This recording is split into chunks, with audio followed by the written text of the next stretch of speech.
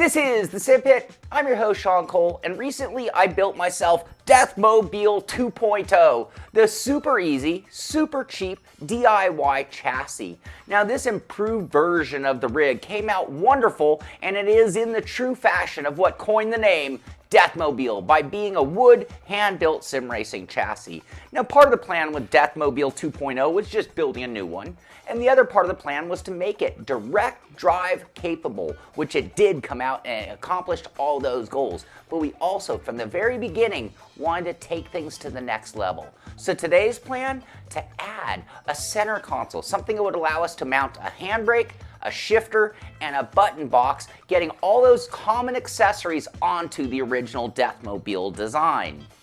Now, to be clear about my intentions, I plan on evolving this chassis for quite some time. You can see it used in many different episodes, but the difference between the Deathmobile 2.0 planning and building show and everything we're going to do in the future is that everything in the future is going to be built completely 100% for me and for my equipment, which means there's no point in giving you that step-by-step tutorial, because if you were going to mount your handbrake, it's going to have different pickup points, different mounting locations. You're going to want it in a different spot depending on the shape of the Deathmobile that you built. So again, from this point forward, it's not so much showing you every measurement, it's not so much showing you every detail and every choice that I made, but more the path of the choices or decisions that I'm making, so that it will hopefully inspire you or give you ideas on what you can do to your own Deathmobile to improve it and take it forward in that 2.0 or 3.0 direction. So we start off with a ready-to-go Deathmobile. The rig is already built. All we're going to be doing is adding these new components. So in this case, I'm going to be using my AIO log shifter, and I wanted it to be in the perfect spot on the rig. So it starts off with sizing things and figuring out exactly where that'll be. So I used a combination of different sized boxes to make a stack to hold the shifter in various spots. I would place the shifter and then repeatedly move my hands from driving position to the shifter, and then move the shifter each time until I could just place my hand right on the shifter without even looking or having to think about it. Just the natural, exact position that fits my body. Once I was happy with the spot, I could measure its relative position to the chassis and then repeat the entire process for my handbrake. I use a Ricmotech hydraulic handbrake, and it's a beastly piece of a kit that takes massive pressure and has a fairly large footprint to accommodate on the chassis. I had to find a good spot that felt natural without impeding my ability to use the shifter, and like the shifter, there are some personal preferences involved when positioning this unit. Some might prefer an inboard brake, but for me, I will likely be using the shifter more than the handbrake, so I opted to mount it on the outside of the shifter. And again, once I was happy with the overall spot, I could take some baseline measurements relative to the chassis and prepare for mounting. And as I prepared to mount this hardware, it occurred to me that we've really started to leave Deathmobile 2.0 behind. And what I mean by that is the Deathmobile was an all-wood rig, and it was just basically holding your wheel, your pedals, and your seat. And at this point, we're moving into that next level stuff. We're adding other components, and again, it is going to be customized for my components, my use, so I think we're going to kind of leave behind the Deathmobile concept just a little bit, in that I'm not going to just stick to wood. At this point, I want to use whatever material is going to do the job best. I'm going to use whatever material that I have readily available or handy sitting here in the studio or at the house. So that should make it easy to do the projects, and again, I just want the most function over form. I'm still not worried about what it looks like, so it's still very much a Deathmobile in that respect, but in the future I do have plans on prettying it up. So once we're done with all of our components, at some point we will move on to the aesthetics. We'll worry about paint, we'll worry about various different textures to give it that professional finished look, but that's for another day, another story. But if you want to stay tuned to the channel, the project, be sure to subscribe to us here on YouTube, and if you want to see behind the scenes photos, you can check us out at patreon.com/thesimpit. So as I moved on, like I said, I'm not going to use wood. I used some extra 80/20 profile tubing that I had around. Now, this easily could have been done out of wood, but I didn't have any appropriate pieces left over. And after checking my measurements, I could see that this was going to be pretty easy. I just mounted an upright piece from the base of the rig on the right-hand side, and then used a second, longer piece that goes between that upright and one of our wheel deck posts that are already there. This will be strong enough and even help the wheel deck from moving forward and backward as a reinforcement. If you look back, this was even included in our original drawings for the Deathmobile. The only tricky part will be mounting it at the correct height and distance away from me. After accounting for the shifter mounting method and the spacing needed, we were able to lock it all down in place. Then I can use the hardware intended for the profile tubing to mount the shifter to that piece. My handbrake mount would be in a lower position, a little further out from the shifter and at an angle pulling directly towards me. So I then mounted a piece of profile at that angle to the back upright piece. Then I used a smaller piece that I cut to connect the front end of the main shifter crossbar. And then I added another piece to form a triangle supporting that front edge directly to the chassis from below. I could then mount my handbrake to its final position, and we now have a rock solid, perfectly built for me shifter and handbrake mount.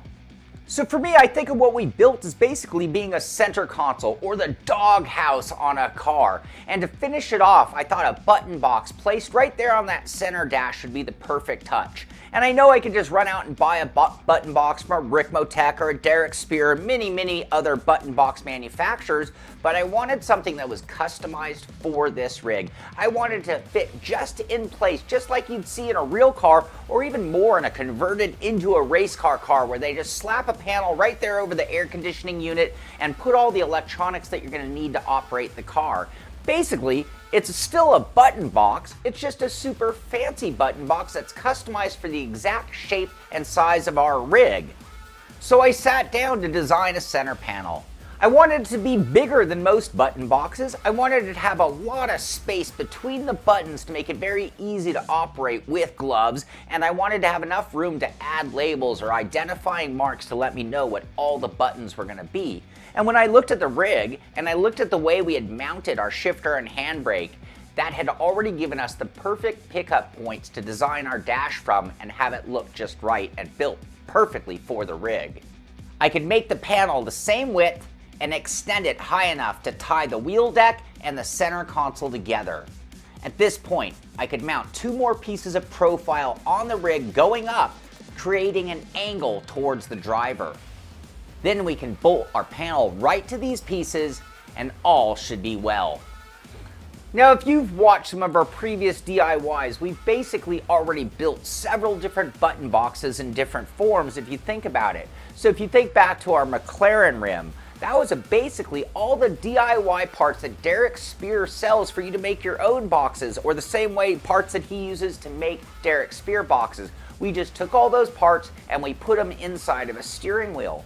Or if you think back to our recent open wheel sandwich button box that we made here, this was completely made with Ricmotech parts that they use to build button boxes and wheels and various things. All that squeezed into a sandwich plate that we turned into a steering wheel. But in both cases, it's the same thing as a button box, just in a slightly different form. Now, you know I love and I use this wheel all the time. And I was only so happy with the way the McLaren rim came out. So I actually decommissioned the McLaren rim, pulled all those Derek Spears buttons, encoders, switches, and the USB board, and we could use that as the heart of our new button box.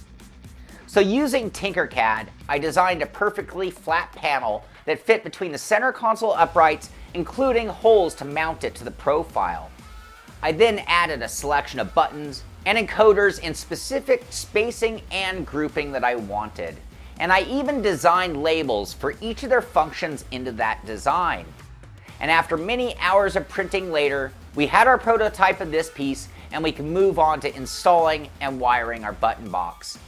This was so much easier than building it into a steering wheel. Building an open back button box is about as easy a wiring project as you could possibly do, but if you do want to know all the details on how to do the wiring, that was very well covered in that McLaren GT3 rim DIY project, so you can find out there. Now, once I had the wiring done, the panel is ready to be mounted. All I had to do was put those two uprights onto our shifter handbrake mount, and then I could bolt the panel between these two uprights.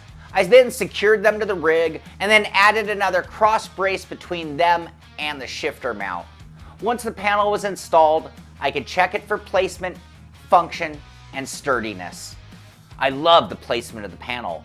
Very easy to reach, very easy to use any button without risk of pressing another. However, the panel itself was too thin, and the button labels couldn't be read at all. So a quick redesign made it a little thicker, reinforced it more to prevent that flex, and made slots to drop the nameplates in for button functions. I then designed new labels and printed them in colors, and even made a custom knob for my brake bias dial. Then I rewired the new version, installed it onto the rig, and got out on track. So in the end, I was extremely happy with what we had accomplished. My shifter and handbrake were just in the most ideal locations that I've ever had, perfectly customized for me, and they are rock solid, making it even better. And considering the amount of gear on the rig, we have maintained a very low profile and a decently manageable footprint.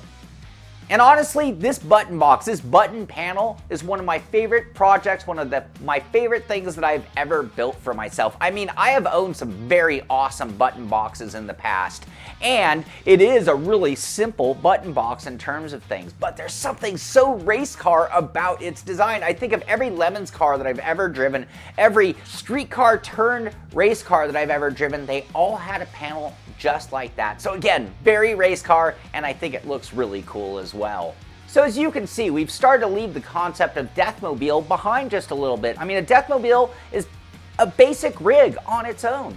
With the addition of the monitor stand, with the computer holder, with the addition of the rock solid shifter and handbrake mount, with that ultra cool button box, it is really starting to take on a whole new flavor. This is the perfect customized rig for me. Everything's exactly where I want it, and we can keep expanding it and taking it to that whole level of a unique, one-of-a-kind rig. There's no other rig on the planet quite like this one. This one is just perfect for me. And I know it's still a little on the ugly side, but again, we do have future plans for this rig, and one of them will eventually be worrying about how it actually looks, but for now we're worried mostly about function, and it's hitting all the marks there.